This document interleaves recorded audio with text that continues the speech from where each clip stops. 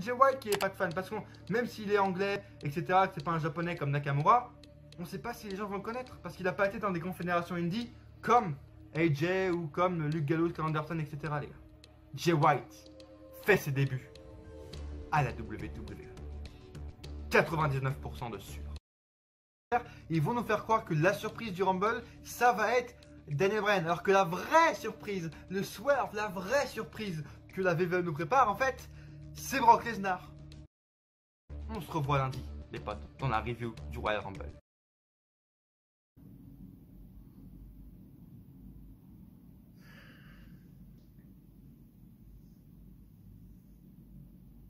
Incroyable. Ah, j'ai rarement vécu ça, quoi.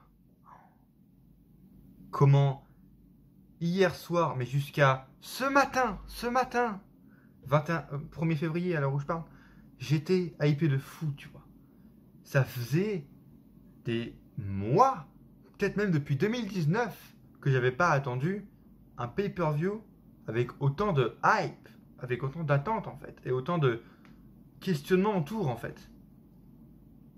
Et on avait la légitimité de se poser ces questions, la légitimité de se dire putain, qui peut revenir, tu vois. Il y avait plusieurs retours de dispo en mode mec de WWE ou ancien mec comme Carlito qui a fait son retour. Cool, bien, tu vois. Sauf que c'est con parce qu'en fait c'était le seul de la soirée en fait, sans public, et c'était le seul. Bref. Il y avait aussi des débuts qui étaient prévisibles, des call-ups de NXT qui auraient pu être sympas, qui auraient pu être amenés différemment. Et on avait légitimement cette hype, tout le monde cette année avait la hype, tout le monde. Parce qu'il y avait vraiment des noms et plusieurs. En fait, tout était. Les pronostics étaient ouverts, tu vois. Au dernier moment, hier soir, t'avais Rollins qui était sorti de nulle part, tu vois. On se dit, oh, qu'est-ce qui se passe? Il est revenu premier des codes de Paris. Mais autrement, tu vois, il y avait Bryan, il y avait Lesnar, il y avait Edge, Kisley, il y avait Goldberg du côté des femmes, il y avait bon, Bianca Belair, Rhea Ripley, Charlotte, Alexa Bliss et. En fait, ouais. Les mecs, ils sont tout simplement dit flemme en fait. Ils sont arrivés le soir, tu vois. C'était le soir là, du show. Il est 20h aux États-Unis, 31 janvier. Et puis au final, ils sont. Putain, on fait gagner qui? Parce que c'est bien beau. On regarde les gens qui stipulent, mais en fait, on n'a toujours pas choisi qui on fait gagner du coup. Tu vois, Vince, il a fait bon. Flemme en fait. Faites ce que vous voulez. M'en bats les couilles. M'en bats les couilles, tu comprends? Ouais, bah nous du coup aussi, on s'en bat les couilles, Vince, tu comprends? Tu comprends que ton. En fait, c'était vide. Vide de sens, vide de matière, vide d'ambiance. Un vide. J'ai vraiment l'impression qu'ils ont préparé, tu vois. Par exemple, Karma, tu vois. Le Karma, hier soir, Ronnie Radke, t-shirt. Falling in Reverse, ok? Ronnie Radke, hier, ça faisait 2 mois, 2 mois qu'il avait disparu des réseaux. Il revient du jour au lendemain. Boum!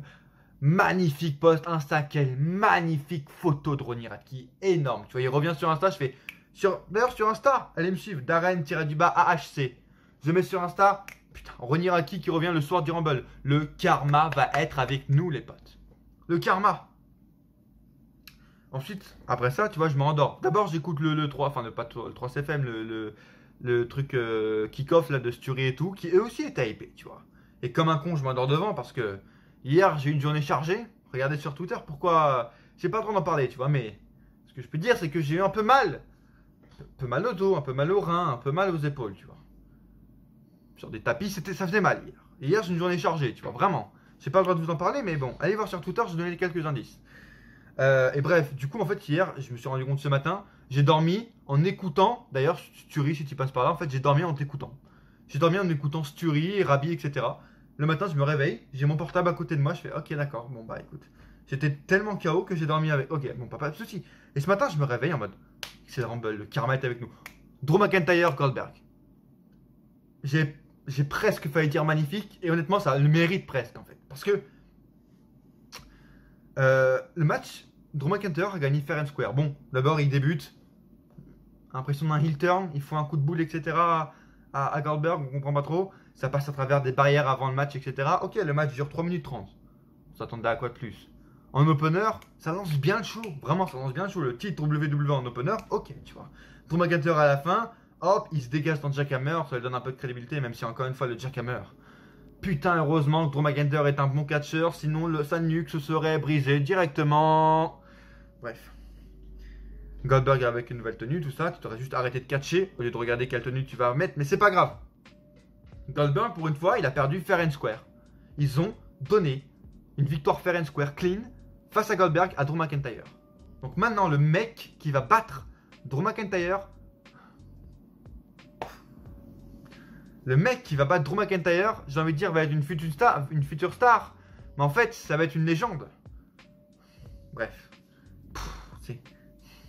Ok, on commence avec ça. Je fais, ok, le karma est avec nous, tu vois. Putain, j'ai presque envie de dire, putain de bon match. Honnêtement, il gagne clean, ça commence bien. Et puis c'est fini, quoi. En fait. La soirée s'est terminée là. Salut, bonne journée, on se retrouve demain. À Raw. Sasha Banks, Carmella. C'était leur rematch de TLC, mais en moins bien. En fait, en bien moins bien. Vraiment bien nul, en fait. 10 minutes, mais exactement. Presque au move près le match de TLC. Arrêtez de vous foutre de notre gueule, sérieusement. Et puis là, c'est parti en couille parce que... Je vous le dis, c'était flemme. En fait, ils ont... Après ça, après le deuxième match, ils ont dû combler. Donc ils commençaient à mettre des grosses vidéos package de 5 minutes sur, par exemple, comme ils mettent sur YouTube, là, le Royal Rumble par les nombres, tu vois. Ils ont commencé à mettre ça, des vidéos YouTube qu'ils mettent sur leur chaîne YouTube. Ils les ont mis dans le pay-per-view. Oh, Steve Austin a gagné 3 fois le Rumble. Oh, mais non, lui, il a participé le plus longtemps. Tu te fous de ma gueule? Après, ok, Rumble féminin, tac tac. Bien pourri. Et ensuite, on y enchaîne avec une émission. Une putain d'émission entre deux parties du show.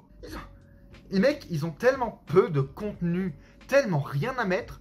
Les mecs, t'as Charlie Caruso, Sonia Deville, JBL, ils sont là. Oh, quel beau. Putain! On fait... Et après, il y a eu des pubs et... Le vide intersidéral, ils ont été obligés de... carrément créer une émission pendant le show pour combler 15 minutes de show, quoi. C'est incroyable. Et ensuite, ils ont mis quoi?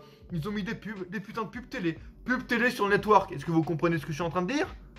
Pendant 5 minutes. Et puis après, en plein milieu, comme ça, alors que son match avait été déjà passé, ils ont remis une vidéo package de 4 minutes de Drew McIntyre en tant que champion. 20 000 pubs du WWE Shop. Tu vois, en fait, je veux bien que, oui, c'est normal, tu vois, des pubs pour WWE Shop, des pubs pour les prochains événements de WWE, ok. Mais là, mec, il y a eu une putain d'émission, un putain de rotoc, en fait, en plein milieu du show, tellement ils avaient rien à mettre.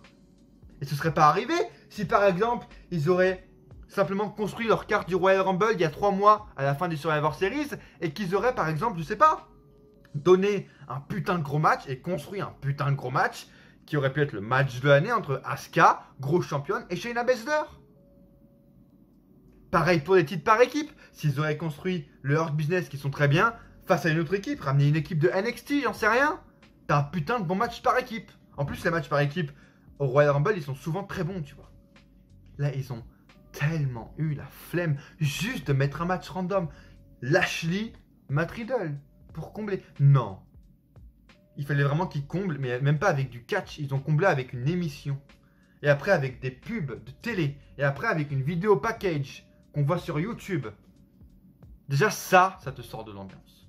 Si le match Sasha Banks et si le Rumble féminin ne t'a pas sorti de l'ambiance, ça te sort de l'ambiance, tu vois. T'as le match Owens Reigns qui est...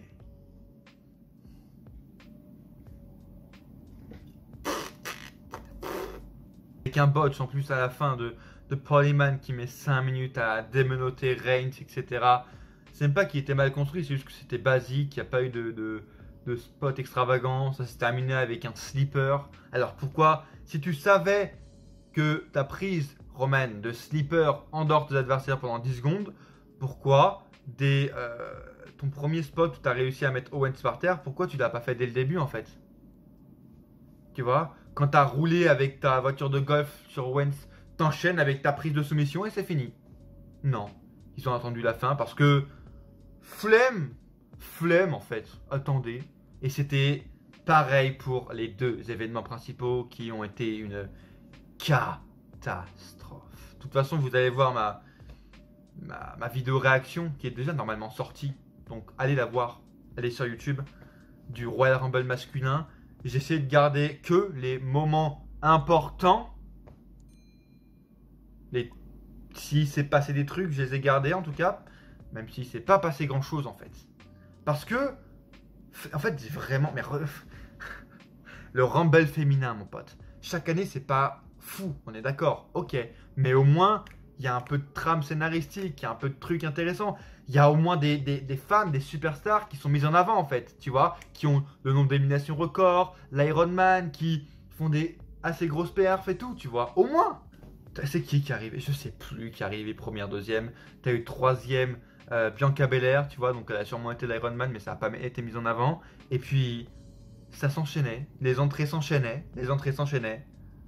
Aucune réaction, rien. Aucune femme a un momentum, personne n'a de momentum. T'as des meufs comme Jillian, je sais pas quoi, des meufs de NXT, Shotzi Blackheart ou Santana Garrett, qui servent de serpillière, simplement, qui restent 35 secondes. Rhea Ripley, oh putain. Absente. Littéralement absente. Rien n'a... Élimination. Oh, elle a dû éliminer une ou deux meufs comme ça. Shayna Baszler. Ah putain. Shayna Baszler, Charlotte Flair, Rhea Ripley. D'accord? Elles ont une histoire les trois. Shayna Baszler a été éliminée par Charlotte. En plus, elle a eu un match où elle a perdu le titre. Charlotte Flair face à Shayna. Affrontez-vous, tapez-vous. Non, ils s'en battent les couilles. Elles sont là, elles dorment. On sait que le Rumble c'est dormir, mais là, mon pote. Rhea Ripley, Charlotte Flair, rivalité. Shayna Baszler, Rhea Ripley aussi, tu vois. Non. Tu sais, elles se tapent des fois, Rhea Ripley, Charlotte, Shayna, Rhea. Tu vois, des fois elles se foutent sur la gueule. Mais c'est même pas notifié. C'est anodin. Anodin. En mode, ah oui, il y a ça. Putain, ça doit être l'événement principal, bordel. C'est les putains de favoris. Incroyable, aucune femme n'a été mise en avant, aucune pop. Mickie James, très cool, éliminée comme une merde. S'il vous plaît, Mickie James, mettez-la en avant. Dans la putain de tête, Mickie James aurait mérité le Final Four, honnêtement. Déjà, nouvelle tenue magnifique, magnifique femme, et honnêtement, magnifique catcheuse, elle aurait mérité le Final Four, et j'espère qu'elle va être mise en avant, tu vois. Peut-être pas pendant la retour à WrestleMania, dans la title picture, mais au moins qu'elle commence à être dans des événements importants, dans des storylines importantes, et voilà. Pour qu'en fait construire tout simplement ta title picture un peu plus prestigieuse. Et puis après Mania, vers fin avril, mai, tu commences à la mettre en avant dans la title picture, dans les matchs pour être challengeuse numéro 1. Simplement parce qu'elle mérite, honnêtement, Mickie James. Et elle me manque, bordel quoi. En parlant de manque, il y en a une qui m'a pas manqué, c'est l'autre conne de Naomi. Ça fait 3 ans, elle fait son retour au Rumble. Mon pote, l'année dernière, déjà, au Royal Rumble 2001, elle avait fait son tour, ça faisait 1 an qu'on l'avait pas vu. Elle a été présente 1 mois durant 2020. Et puis là, elle refait son retour en 2021 au Royal Rumble, tu vois. Et en 2020, en 2019 aussi, ça faisait quelques mois qu'on n'avait pas vu. Elle avait fait son retour au Rumble 2019, puis elle n'est pas beaucoup apparu en 2019, donc elle a fait son retour en 2020. Et voilà. 3 ans qu'elle fait son retour au Rumble, et puis il se passe rien pour elle. Rien du tout. C'est juste la fin qui a été intéressante. Honnêtement, quand le Final 3, quand Charlotte Flair a été éliminée, déjà j'ai eu un soulagement en mode putain, elle va pas gagner 2 fois cette grosse pute. Et Rhea, Ripley et Bianca Belair, le futur, c'est beau. Dans les 2 dernières, tu vois, les 2 favorites en plus, ça c'est assez stylé. Et elles sont au bord du ring, tu vois. Ils auraient pu faire un truc facile en mode les 2 sont sur le ring, enfin ouais, elles étaient au bord, tu vois, sur l'apron. Donc en gros, le match aurait pu terminer dans 20 secondes, elle se serait tapée, il y en a une qui aurait chuté, tu vois. Et au lieu de ça, t'as Rhea qui fait attends, on va revenir doucement sur le ring, on se bat vraiment comme des vraies femmes, tu vois. Et elles sont revenues sur le ring, elles se sont battues pendant au moins 5 bonnes minutes. C'était cool. C'est honnête, tu vois, les 2 sont honnêtes, c'est des faces, elles vont pas faire des trucs de pute, même si c'est le Rumble. C'est honnête. Et en plus, c'est ce qu'on voulait voir. Un petit final entre Bianca Belair et Rhea Ripley, très sympathique. Et merci, tu vois. Merci. C'était cool. La fin était cool. Rhea Ripley a un peu été mise en avant durant cette fin, tu vois. Alors qu'elle aurait pu être mise en avant tout le long du match, en faisant 14 éliminations en fait, parce que c'est le but. Et Bianca Belair, du coup, qui vient remporter ce truc, enfin ce Rumble. Oh putain, c'était tellement pas prévisible. Je vous l'ai dit, dans la vidéo pronostic, je vous l'ai dit. Bianca Belair, il y a un mois, elle était favorite. Un mois plus tard, elle est toujours favorite. Ça va être Bianca Belair. Oh non, Alexa Bliss, oh, et puis Charlotte Flair. Oh, Rhea Ripley, dis donc. Bianca Belair, c'est tout. Je suis tellement pas investi en elle. Elle fait la meuf hyper émotionnelle à la fin. C'est pour mes parents. Elle a jamais été comme ça, putain. Son personnage de NXT, etc. Elle était bien plus confiante en elle, etc. Là, elle fait oh là là, c'est la plus grosse victoire de ma carrière, machin. En plus, elle prend exprès, il demande exprès, je parie, de prendre un peu sa voix efféminée, un peu sa voix, tu vois, en mode ému. Ces fausses pleurs, là, genre, c'est pas du tout investi en Bianca Belair, on verra ce que ça va donner. Bref, Rhea Ripley, j'espère qu'elle va au moins aller vers un titre à WrestleMania, elle mérite. Putain. Charlotte, Rhea, Asuka, au moins, à Mania, un truc comme ça. Donne-nous un peu la hype. L'autre truc aussi à remarquer dans... J'essaie de voir ce qu'il y a eu, mais il n'y a vraiment rien d'intéressant dans le Rumble féminin. Juste le truc qui m'a aussi encore fait sortir déjà une énième fois au bout du 3e match de ce putain de show. Alexa Bliss. C'est là où je me suis dit, ok, les mecs n'en ont rien à battre. Alexa Bliss, tu vois. Alexa Bliss, elle arrive en mode, oh, Alexa Bliss gentille, tu vois, parce qu'elle a 3 faces, un peu comme Mankind. Donc on s'est dit, ok, ça va être intéressant. Soit ils nous font une Alexa Bliss qui là est éliminée, mais ensuite qui revient, tu vois, en mode un peu plus dark. L'Alexa Bliss qu'on voit cette dernière semaine. Et puis ensuite, elle est rééliminée. Et puis je sais pas, genre, elle réapparaît, mais à la fin, au Rumble masculin, en mode Alexa Bliss dark, Alexa Bliss fine, tu vois. Donc on était hypé par Alexa Bliss. Elle arrive. Au bout de 10 secondes, tout le monde se met sur elle, tu vois. Et normalement, pour un personnage, pour que tu construises un peu sa rancœur, etc., il faut plus longtemps, tu vois. Là, encore une fois, facilité scénaristique, flemme, appelle ça comme tu veux. Au bout de 10 secondes, tu vois, elle avait déjà la rancœur, elle commence déjà à se transformer, tu vois. Il y avait les lumières qui commençaient à s'éteindre un peu à la manière du film, etc. En mode, attention, elle va tous vous niquer, tu vois. Ok, qu'est-ce qui va se passer? Rhea Ripley l'élimine. Rhea Ripley l'élimine. Hein. Ok. Ah, vous attendez une suite? Non, c'est tout. Rhea Ripley l'élimine. On n'aura plus de nouvelles jusqu'à la fin du show, en fait. Rien.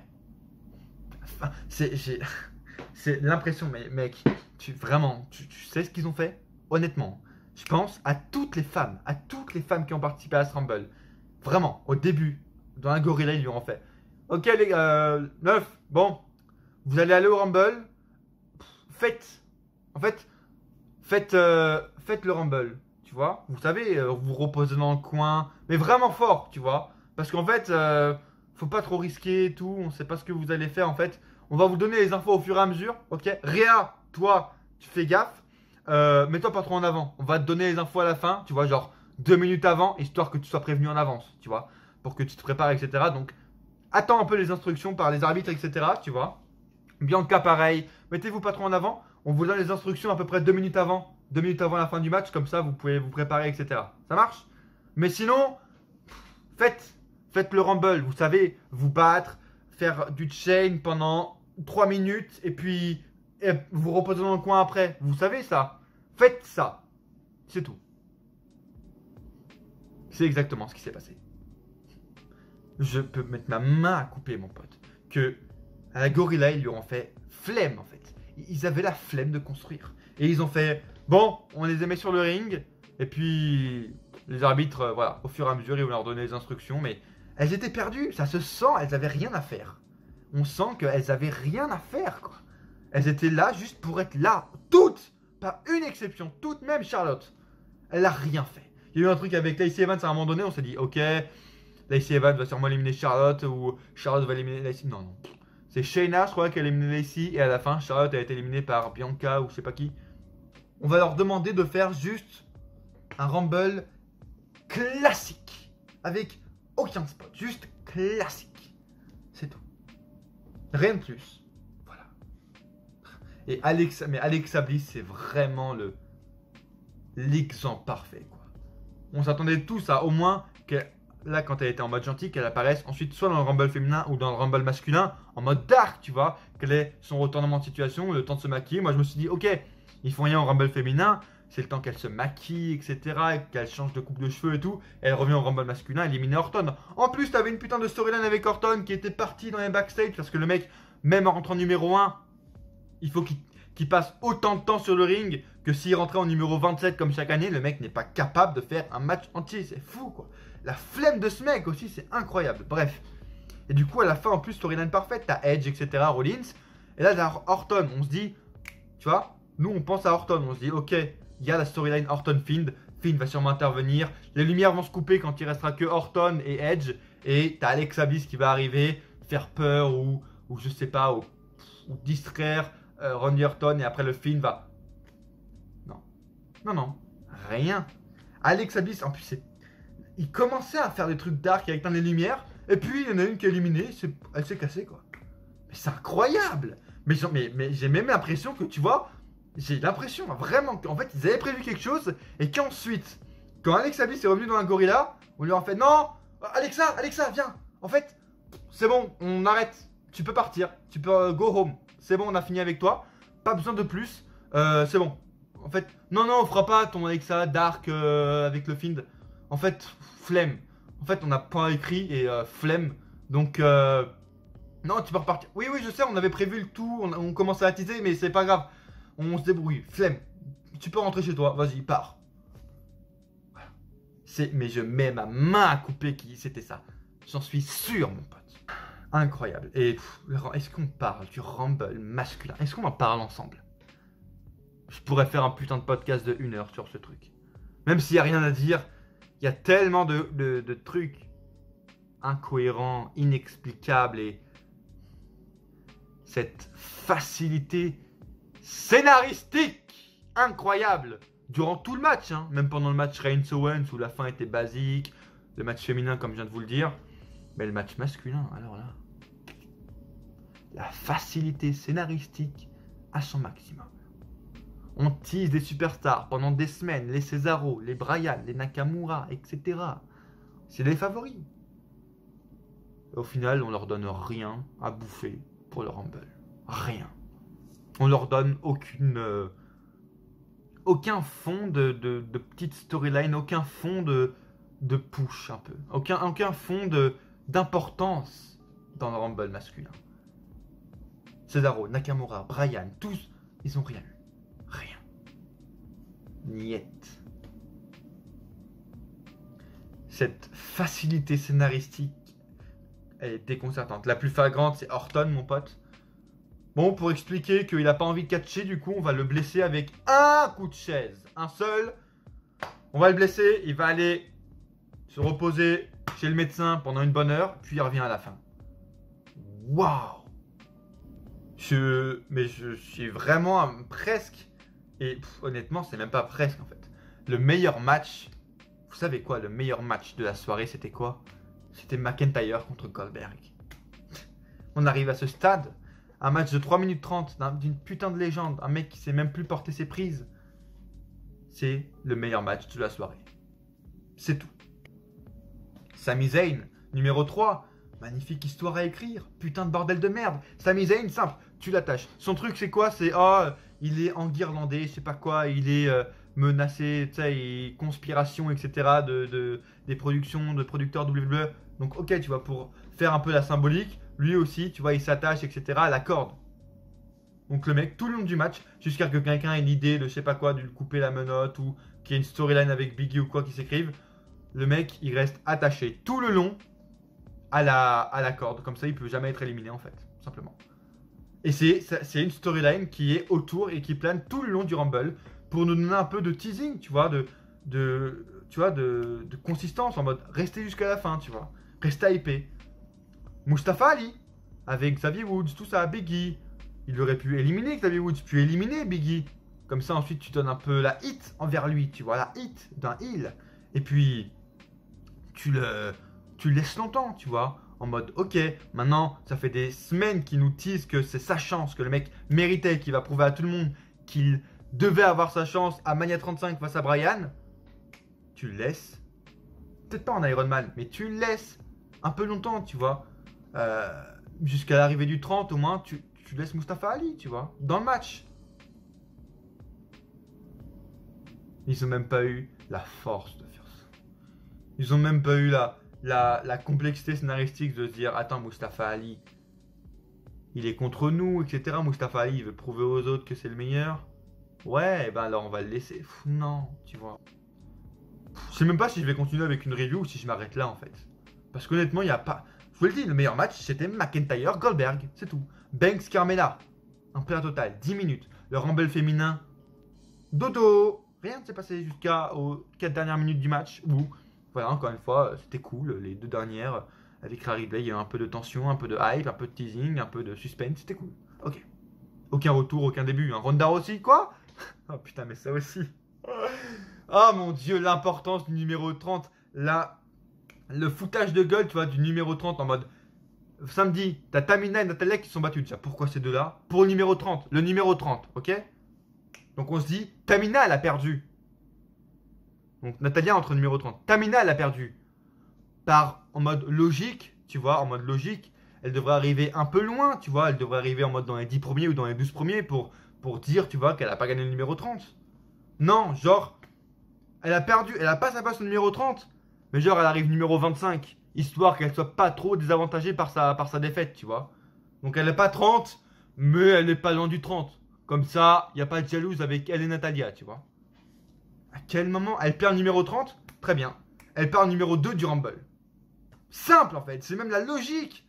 L'autre elle perd la place numéro 30, elle arrive 25. Histoire de dire, bon, comme ça, je suis un peu désavantagé, mais pas trop. Pareil pour le numéro 30, on a tous créé une blague. Natalia. Donc, genre, Natalia et Tamina. Tamina aurait gagné, elle aurait été numéro 30, il n'y aurait pas une vanne. Numéro 30, zéro vanne, elle serait restée jusqu'à la fin, numéro 30. Pas de Ronda Rousey, pas de Becky Lynch, pas de Trish Stratus, rien. On se retrouve le lendemain, les gars, parce qu'il commence à faire trop nuit. Hier, encore une fois, pour changer. Pour ajouter un peu de ce que j'avais dit sur les matchs, je vais continuer sur une petite review des matchs comme ça. McIntyre-Goldberg, encore une fois, je confirme, ça reste la même chose le lendemain. Meilleur match de la soirée en 3 minutes 30. Il aurait été mémorable si ils n'avaient pas fait ce truc dégueulasse de, à la fin, pétage de kayfabe en fait. Simplement, les deux se prennent dans les bras, ils sourient, ici. Oh, bravo mec, t'as vraiment fait un bon match.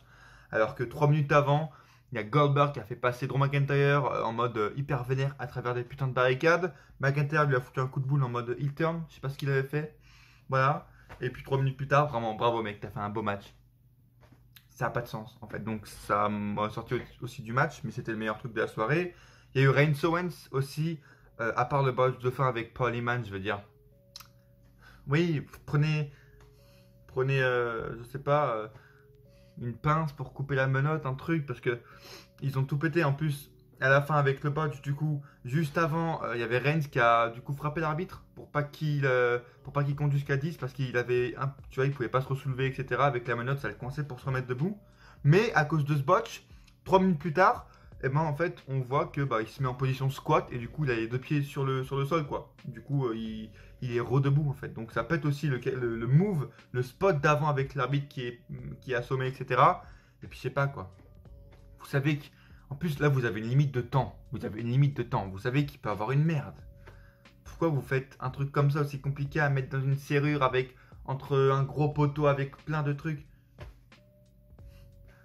Juste prenez une pince ou je sais pas moi, mais un truc facile en fait à décrocher parce que là mon pote, enfin en plus je sais pas, révisez-le. Paul Heyman aurait dû, je sais pas s'ils ont révisé le fait de où faut y mettre, comment ça tourne à droite, à gauche, est-ce qu'il faut enfoncer beaucoup, tu sais, un truc basique quoi. Mais sinon, le match était cool. J'ai bien aimé le spot avec la voiture de golf aussi, qui a été inspiré, je pense, de AEW. Mais le match était assez cool. On sentait un peu la psychologie à l'intérieur. Non. Ouais, vraiment, match cool. J'attendais plus. Honnêtement, j'attendais plus. Pas de Jey apparemment, il est Covid contact. Pareil pour Kisly aussi, j'ai remarqué. Mais bon, oui, c'est la femme de. Enfin, c'est le mec de Mia Yim qui a le Covid. Donc, c'est normal qu'il n'ait pas été là hier. Est-ce que c'est français? Je sais pas. Bref. Mais oui, match assez correct, juste la fin qui gâche tout avec le slipper. Alors qu'il a... Si le slipper l'endormait pendant 10 secondes, pourquoi tu l'as pas fait au début du match, mon grand? C'est pas grave. Bref. Et enfin, le Rumble masculin, les potes. Je reste toujours sur mon avis que, en fait, il n'y a pas eu de mecs qui ont trusté le match. Tu vois ce que je veux dire? Chaque année, féminin ou masculin, il y a des superstars qui trustent le match. En mode, c'est pas les Iron Man, c'est pas tu vois, ceux qui peut-être même éliminent le plus de personnes, mais ils font une grosse presta, tu vois, ils font des gros moves, ils font des gros face-off, ils marquent le match. Là, personne n'a marqué le match. Tu vois, on est le lendemain, Rumble féminin, apparemment, Rhea Ripley a éliminé cette personne, elle m'a pas plus marqué que ça, honnêtement. Elle est peut-être restée un peu plus longtemps, mais cette élimination étaient tellement anodines que j'y ai pas remarqué. Pareil pour Damien Priest, apparemment, c'était le mec qui a éliminé le plus de personnes, enfin 4. Et ben, il est resté 10 minutes, quoi. Donc, il n'a pas fait une grosse prestation. Personne n'a marqué le Rumble cette année. Personne. Je retiens personne. Même Edge, du coup. Edge, vainqueur du Royal Rumble. Il n'a pas marqué, déjà, aussi, le match, parce qu'il a bien dormi. Mais grosse presta quand même, tu vois. Et pour l'histoire aussi, c'est bien, le mec, après le mec qui a dû partir à la retraite, après une retraite de 9 ans, le mec revient après une grosse blessure au cou, etc. Il a du mérite, il a du courage, il est resté tout le match, même s'il a dormi, mais il est resté tout le match, il est arrivé premier, il est parti, tu vois, il est resté jusqu'en dernier. Pareil pour Orton, les 2 premiers sont les 2 derniers, pour le coup c'est assez stylé. Mais voilà, pour l'histoire c'est beau, etc. Le mec il va aller reprendre son titre qu'il a jamais perdu, mais justement, il aurait pu aller reprendre son titre sans gagner le Rumble. Tu vois, et je suis pas le seul à dire ça, on est 99% des fans à dire ça. De toute manière, peu importe de la façon dans laquelle il aurait, enfin Edge aurait eu un gros match à Mania, de toute manière, contre Orton ou contre même un champion. Je veux dire, tu veux le titre, bah, pas de souci, tu vas à Chamber ou même par n'importe quel moyen, Edge aurait eu son match face à Drew McIntyre à WrestleMania. Il n'avait pas besoin du Royal Rumble. Le Royal Rumble sert encore une fois, je redonde, voilà, je répète, mais à mettre des stars en avant. Là, t'avais Cesaro, t'avais Bryan, t'avais plein de mecs comme ça. Je veux dire, Nakamura, Damien Priest, pourquoi pas, ça m'aurait étonné. Mais tu vois, t'avais plein de favoris qui étaient de nouvelles têtes et qui auraient pu en profiter, tu vois. Edge n'avait pas besoin du Rumble pour être dans un match important à WrestleMania et il le sera. Il sera sûrement face à Drew McIntyre, pourquoi pas face à Reigns, mais il n'en avait pas besoin. Même pas, il avait même pas besoin de se qualifier après un Chamber. Juste, c'est Edge. Il dit je veux, il l'a, simplement.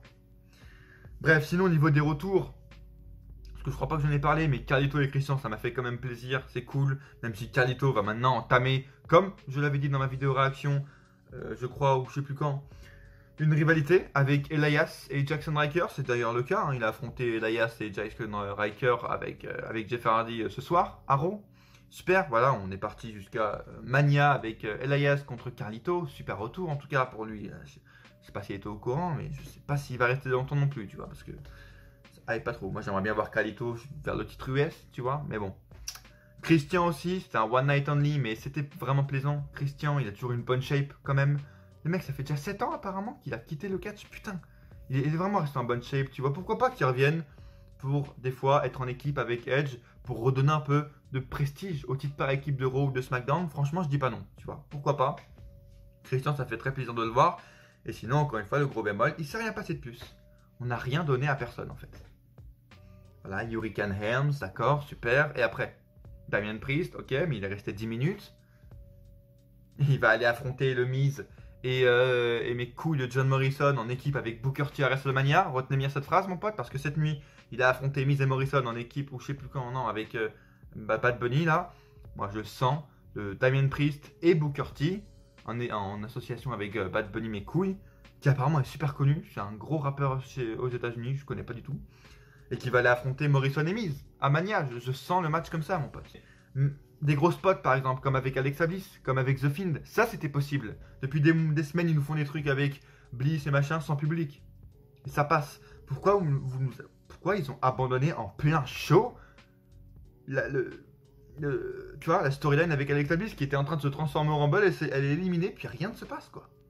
Le Fiend, tout le monde, mais absolument tout le monde, tu regardes toutes les vidéos de réaction, les reviews de plein de gens, même sur Twitter ou quoi, tout le monde s'est dit, ok, à la fin, obligé, il reste Edge Orton. On avait tous prévu ça, et on s'est dit, ok, quand Orton va éliminer Edge, tout va devenir noir, le Fiend va apparaître et va éliminer Orton, tu vois. Rien de cela ne s'est passé. C'est juste Edge qui élimine Orton. Fin de l'histoire. Aucune surprise, même à la fin. Un Fiend, bordel. Ou même une Alexa Bliss qui se transforme à la fin pour éliminer Orton, ou je sais pas. Tu vois, ils ont même pas fait un petit spot comme ça, qui n'avait même pas besoin de public pour ça, en fait. Il a manqué de spot, il a manqué de divertissement dans ce putain de Rumble. Il s'est autodiverti, j'ai envie de te dire, mais c'est le Rumble. Il s'est autodiverti tout seul, tu vois, même si je me suis emmerdé, c'est obligé qu'il se passe à des fois 2-3 trucs, qu'il y ait 2-3 mouvements cool. Parce que c'est le Rumble, t'as 30 superstars en même temps, évidemment, qu'il va se passer de trucs. Mais des retours, des spots importants, des storylines qui comptent, il s'est rien passé de cela. Rien. C'est ça qui est très décevant. Bref, je pense que j'ai fait le tour. En tout cas, dites-moi en commentaire, vous, ce que vous en avez pensé. Je veux vraiment avoir votre avis dans les commentaires, là, c'est hyper important. Si vous êtes de mon côté, parce que je vois qu'on est assez mitigé.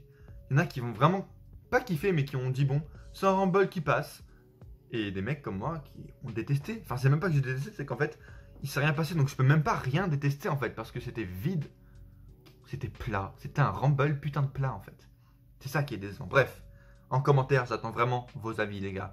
Faites un pavé, je m'en bats les coups, j'attends vos pavés. Cette chaîne est faite pour ça, pour que, entre notre communauté, on se parle, on partage notre avis, etc. Likez la vidéo si ce n'est pas déjà fait et abonnez-vous, bien sûr, pour ne pas rater les prochaines vidéos. Si vous n'avez pas encore une fois vu ma vidéo réaction du Royal Rumble des hommes, elle est assez historique, assez drôle. Je vous conseille d'aller la voir, les gars. Abonnez-vous encore une fois. Suivez-moi sur tous les réseaux qui doivent être là, normalement, Twitter et Insta. Darren-AHC, c'était très très actif ce week-end sur Instagram. J'ai partagé beaucoup de choses, etc. J'ai partagé mon intro, d'ailleurs, mon intro du Royal Rumble 2021 qui est disponible sur YouTube. Je l'avais partagé en tout début sur Instagram, donc allez me suivre sur Instagram dès maintenant, les gars. Je veux devenir un Insta modèle, donc il me faut votre aide. Bref, j'avais prévu d'ouvrir un petit Slam Attacks. Je pense que je vais pas le faire parce que la vidéo est déjà bien trop longue. Pourquoi pas sur Twitter ou sur Insta? Une petite ouverture de booster Slam Attack sur Insta. Encore une fois, une raison d'aller me suivre sur Instagram, les gars. J'attends vos avis en commentaire. En tout cas, voilà. Je sais pas combien je mettrai, mais si je dois donner une note sur 10 à ce show, je sais pas, honnêtement. Vu qu'il était tellement vide, 4. Parce qu'il n'y a rien qui est horrible, il n'y a pas eu de gros botch. Mais c'est tout. Voilà, à part les Rumble, il y a eu 2 matchs, quoi. À un moment donné, ou 3, tu vois, si on compte le McIntyre Goldberg. Trop peu, en fait. Et puis, il y a eu une émission entre, enfin bref. Et à coup sûr, on se retrouve dans une prochaine vidéo. Ou pas.